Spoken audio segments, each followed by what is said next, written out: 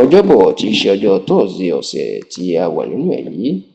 èyí tí í ṣe ọjọ́ kẹtàléníogún nínú oṣù kẹrin ọdún yìí, the 23rd of April 2026. Ó mà ní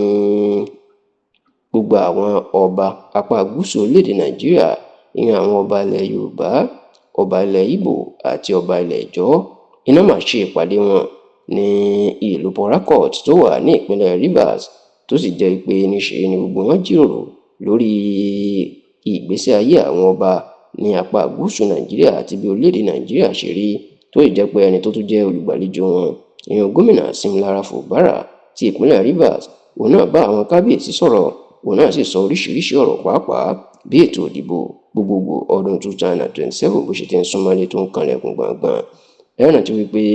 bó tilẹ̀ jẹ́ pé ìgbìmọ̀ lọ́balọ́ba orílẹ̀-èdè Nàìjíríà ó wà tó jẹ́ pé Ọọ̀ni Ilé-Ifẹ̀ kábíyèsí àrólé Oòduà ọba Babátúndé Ẹniìtàn Adéyẹyè Ògúnwùsì Ọ̀jájá kejì àti Sultan ìlú Sókótó ìyún Alhaji Saad Abubakar ni wọ́n jọ jẹ́ alága ẹ̀, ṣùgbọ́n níṣe ni ìgbìmọ̀ lọ́balọ́ba apá gúúsù àti apá àríwá ni ló tún wà lọ́tọ̀, ìyẹn àwọn àríwá táwọn Haúsá àwọn wà níbẹ̀, Sultan ìlú Sókótó náà ló sì jẹ́ adarí wọn. Ṣùgbọ́n lápá gúúsù lọ́dọ̀ tí wọ́n ń sàlẹ̀ bí èyí tó so Yorùbá, Ìgbò àti Ìjọ́pọ̀, ẹni tí wọ́n fi ṣe olórí ládéládé, tí wọ́n fi ṣe olórí àti alága fún gbogbo wọn náà ní Ọọ̀ni Ilé-Ifẹ̀ ọba Babátúndé Ẹniìtàn Adéyẹyè Ògúnwùsì, tó sì jẹ́ pé wọ́n máa ń gbé ìpàdé ìgbìmọ̀ lọ́balọ́ba apá gúúsù Nàìjíríà, wọ́n máa ń gbé káàkiri ni, ṣùgbọ́n tó jẹ́ pé tinú oṣù tá a wà nínú ẹ̀ yìí àti tàbí ká ní ti ọdún yìí tó jẹ́ àkọ́kọ́ tí wọ́n kọ́ ṣe ìlú Port Harcourt ní ìpínlẹ̀ Rivers ni wọ́n ti lọ ṣe, níbi tí àwọn ọba káàkiri ilẹ̀ Yorùbá, ilẹ̀ Ìgbò àti ilẹ̀ Ìjọ́ tí wọ́n ti péjú pésẹ̀ síbẹ̀. Ṣáwọn nínú ìpàdé náà ni wọ́n ti jíròrò lórí ìgbésí ayé àwọn ọba nílẹ̀ Yorùbá,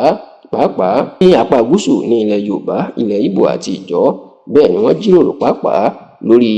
bí àwọn ìjọba bí wọn yóò ṣe tún òfin ṣe, èyí tí ò fún àwọn orí adé náà ní iṣẹ́ kan ṣe lábẹ́ òfin, nítorí pé òfin ò dá wọn mọ̀, kò sì fún wọn níṣẹ́ kankan báyìí. Bákan náà iná tún jíròrò lórí ètò ìdìbò tó ń bọ̀ àti lórí bí ètò ààbò orílẹ̀-èdè Nàìjíríà bí ó ṣe mẹ́hẹ̀. Ṣùgbọ́n nígbà tó ń sọ̀rọ̀, gómìnà Siminalayi Fubara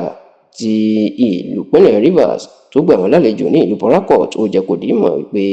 àsìkò ti tó kí gbogbo àwọn ọba náà kí wọ́n forí lórí, kán fi kùn lukùn, kán sì ṣàtìlẹ́yìn fún ààrẹ Bọ́lá Ahmed Tinubu, nítorí pé ọmọ ẹni kì í ṣèdí bẹ̀bẹ̀rẹ̀ ká fìlẹ̀kẹ̀ sídìí ọmọ ẹlòmíì. Ó ní kí gbogbo àwọn káwọn pawọ́pọ̀ káwọn ran Tinubu lọ́wọ́ láti wọlé sáà kejì àti láti jẹ́ kí ó ṣe àṣeyọrí lórí gbogbo àwọn ìlérí tó ṣe fún ọmọ Nàìjíríà. Yàtọ̀ sí orí Ọọ̀ni tó wà níbẹ̀, àwọn ọba Yorùbá, díẹ̀ lára àwọn ọba Yorùbá tó tún wà níbẹ̀ ní Déjì ti ìlú Àkúrẹ́, Ọlọ́wọ̀ ti ìlú Ọ̀wọ̀, Olúbàdàn ti ilẹ̀ Ìbàdàn, Onírò ti ìlú Òrù, ti